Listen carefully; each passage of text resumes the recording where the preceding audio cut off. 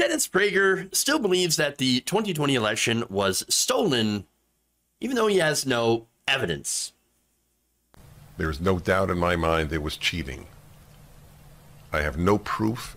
I only have arguments for the fact that there was massive cheating. I don't know who won the election. Okay, to be honest, I don't know. But I can't say it was honestly won, and I can't say for certain it was dishonestly won. The only thing I am certain of is that Democrats cheat whenever possible, and that there was cheating in this election. Yeah. Tell me you don't understand what the word fact means without actually, telling me that you don't understand. No, the Democrats cheat. I don't have any proof, but I know they cheat. They're very, very cheaty. Now, I love that he said fact, right? Because look, in the real world, a fact is something that you can prove, but when you're a right-winger, well, you don't have to prove anything. I don't need to see the evidence. Forget about the evidence, said Mike Pillow. The right has failed systematically to prove that there was cheating and mass voter fraud. They've had numerous times, over 60 different court cases, and nothing. They've lost every single one of them because they had no evidence. And at least Dennis Prager is like, oh, yeah, but, I don't have any proof. I don't have any proof, but, I still think it's cheating. Great. So look, it's pretty, okay. Just because you don't see the result that you want didn't mean your opponent cheated. That is a very simple message, okay?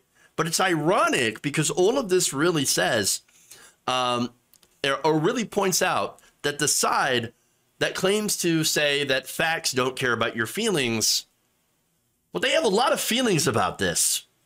They're having many, many feelings. But despite many of the many feels that Dennis Prager has, well, he says that that's not going to have any sort of influence on my vote for who's going to be the next nominee. And interestingly enough, this kind of foreshadows how he might be trying to get away from Trump. Let's take a look at that video. That has nothing to do with who should be the nominee. Nothing. I am not choosing a nominee based on my anger over the last election. I am choosing a nominee based on that person's ability to win.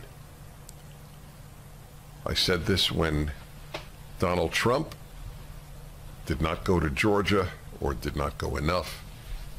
I don't remember which it was, but Georgia was not the Georgia 2 runoffs, which decided everything. It enabled this horrible human being named Joe Biden to govern as a dictator, because he has the split Senate, which is therefore in Democrats' hands because of the vice presidency.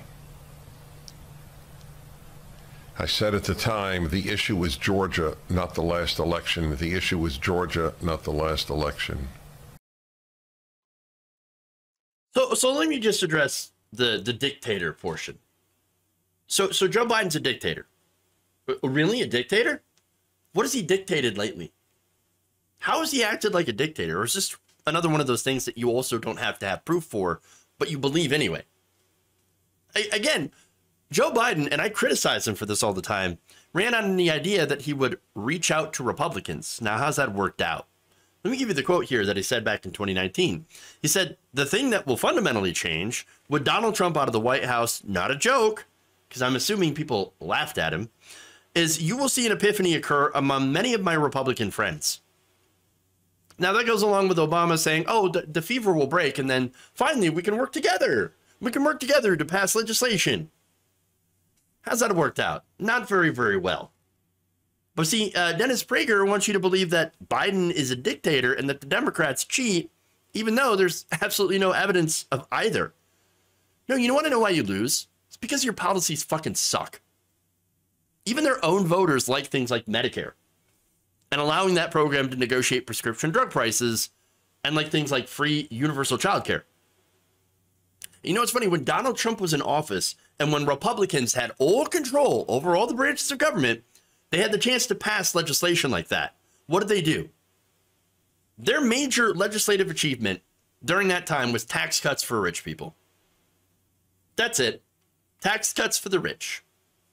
By the way, with other tax cuts, thrown in, that had a sunset provision. Now, the tax cuts for the rich were permanent, but the tax cuts for you, not permanent. Interesting. And by the way, the only time that they were actually forced to help the American people with stimulus measures, which again proved to be pretty popular, was again during COVID. And the only reason that passed is because it was coupled along with massive amounts of corporate welfare that, of course, corporate Democrats also loved. So, look, that's the thing. When they had a chance to do things to help the American people, Republicans overwhelmingly choose not to. That's why they lose. That's why people do not like them. By the way, Kansas voters also showed that they did not like the Republican policies of forced birthing. That's why you guys lose. Your policies suck. Now, Republican voters, unfortunately, a lot of them have been scammed. They've been scammed into believing things that aren't true. It's a fact. Now, many of them have had no or very little exposure to progressive ideas. They have this weird warped view of what progressives actually believe and what they think, what kind of policies they're going for, and what those policies would actually do. And so they ironically think it's the left that's the elite. Now, the left, and I'm talking about the real left, I'm talking about working class people, not corporate Democrats who are the elite. No, regular leftists, they're working people. And we also hate corruption. We also hate corporate handouts.